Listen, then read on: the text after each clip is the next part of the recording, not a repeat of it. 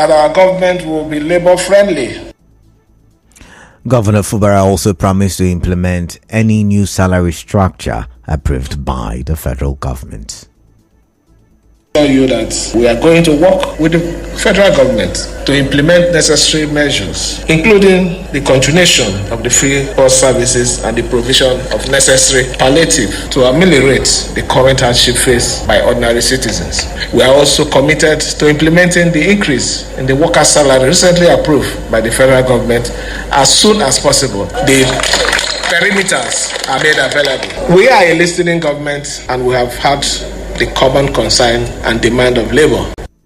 Earlier, the chairman of Nigeria Labour Congress in the state, Alex Agwanwo, while commending the governor, appealed for more attention in the agricultural educational sectors.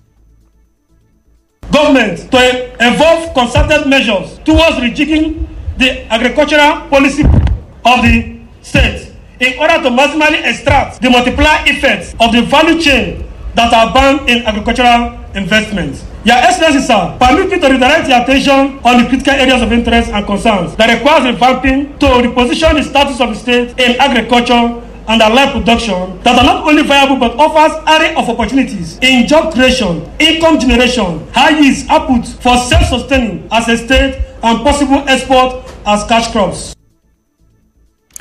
Also, the chairman of Trade Union Congress in the state, Ikechi Konyefuru, highlighted some areas that needs the governor's attention. We are interested in how to grow our IGR in the state, and we're happy that we have grown from 11 billion monthly to about 27 billion. And one of the ways we think that can happen, sir, is states can now invest in rail infrastructure. We believe very strongly that if Rivers State invests in rail infrastructure, and all our communities are linked together, the agricultural produce and a lot of things will improve, more employment opportunities created, and that will add to the IGR of Rivers State. Some civil servants also spoke. I think the Rivers State Council of Nigeria Labour Congress and its affiliates are happy with the day's program. It is worthwhile considering the nature of issues, the economic realities of the country and of the state. The turnout today is commendable. The governor has shown capacity in the sense that he felt the pulse of civil servant and he responded to it. This is what we are saying, that is our own. And I want to use this opportunity to call on all civil servants. Let's rededicate ourselves to the service and do the needful so that jointly we can protect him. Today we are very happy. I can tell you that the entire workers in Rivers State are very happy. You can see through the turnout from the various unions. In other May Day, we've never had it like this. Correspondent Soibio Ruwari reports that the leadership of the organized labor conferred on the governor the title of Labor Champion in the state. The theme of this year's May Day is Workers First. Meanwhile, some Port Harcourt residents have reacted differently to the 100 million naira Governor Fubara donated to civil servants. Is one-sided, maybe because he was a civil servant, so he decided to favor the civil servant. What of people that just graduated? The youth are not benefiting. If you want to do something, sit down, count the cost, strategize how it will get to everybody and not one set of persons. The civil servants are just in the forefront, so whatever thing he does will directly or indirectly affect all other persons who are in the other sector. Remember, he just have inaugurated state insurance scheme, showing that even those who are not civil servants can as well enjoy from it. It's an applaud to him to have given that 100 million to civil servants. Thank God saying give civil servant money. At least if for nothing, they remember them. Their pains, they touch them for mind. But making carry for mind, say no be let civil servant they suffer for Rivers State. In the meantime, the federal government has assured Nigerian workers that a new minimum wage will take effect from this month of May. The Minister of State for Labour Nkiru Onyejocha said this during the May Day rally held at the Eagle Square in Abuja. Although the committee could not reach a consensus at last meeting before the May deadline, we want to reassure Nigerian workers that we are working diligently around the clock to organize labor to conclude negotiations and ensure a successful outcome. Our commitment is unwavering. The Nigerian should be let aside. Get the short day, the minimum wage to take effect from 2034. We are not going to lose any time. Also, seen Vice President Kashim Shettima, who presented the president, assured workers that they end a living wage. We are here to take to tackle these challenges, and I assure you that you are on our own. Indeed, this money is open to the committee's suggestion of not just a minimum wage, but a living wage. Great Nigerian workers, we cannot achieve a just and equitable society that caters to the needs of every member, including the strong and the weak, without fostering peace and unity. Earlier in their address, the presidents of the Nigeria Labour Congress and Trade Union Congress, Joe Ajero and Festus Osifo, called on the federal government to reverse the electricity tariff hike.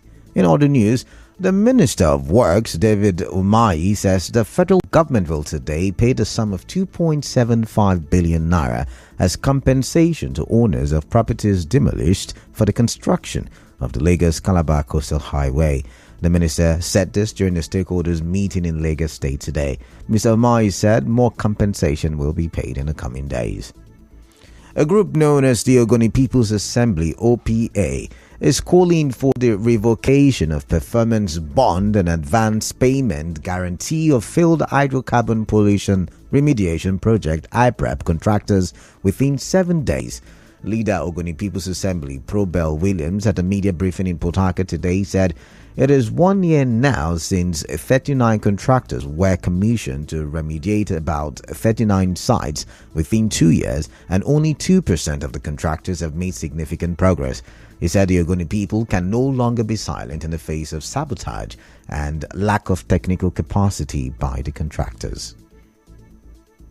The FCC should, as a matter of urgency, go after them to recover the 30% mobilization funds given to them for over 1 year for lack of performance and experience. We are giving the shoreline and the water project contractors 7 days also to mobilize the sites, or we shall publish their names and declare them persona non grata in Ogoniland. How can any registered company collect and receive 30% mobilization from Hyper and only 1% is on the site out of all of the 39 contractors? It's unacceptable.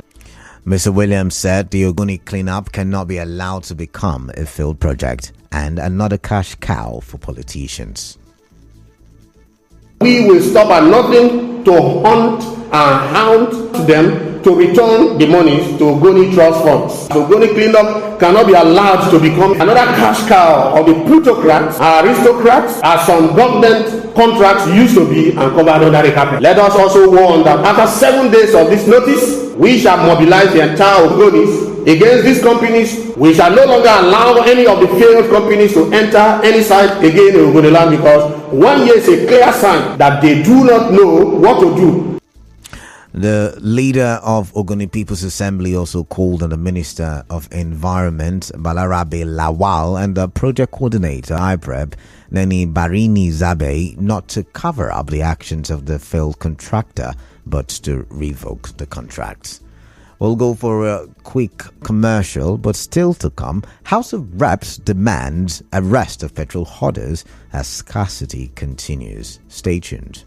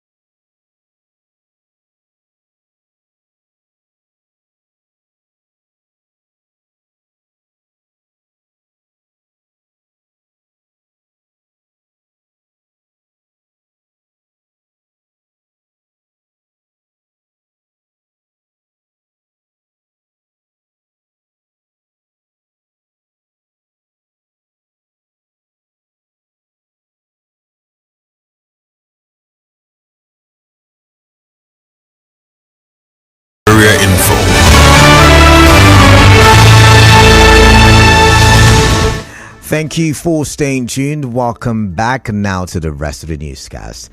The Benue State government is to launch a 10,000-man security outfit to complement the efforts of other security agencies to tackle insecurity in the state. Benue State Governor Hyacinth Alia made this known during a meeting of the All Progressives Congress APC in Makurdi. The governor explained that the launch of the security outfit will aid in securing Benue communities and enable rural farmers to access their farmlands without fear. The House of Representatives Committee on Petroleum Resources, Downstream and Midstream has called on security agencies to arrest hoarders of petrol as the scarcity of the products continue to bite. The chairman of the House Committee on Petroleum Resources, Downstream, Ikenga Oguchiere, said this during a press conference in Abuja. The House also frowned at the activities of middlemen whom it said have taken advantage of the short disruption of supply to generate an inordinate gain for themselves. And now, we'll bring you news from around the world.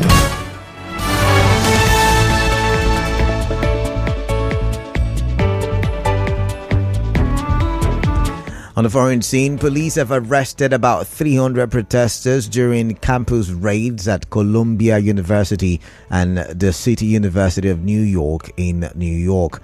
The city's mayor, Eric Adams, says the massive operation took place at Columbia's request to remove those who had occupied a building. City officials also alleged that outside agitators co-opted a peaceful pro-Palestinian demonstration.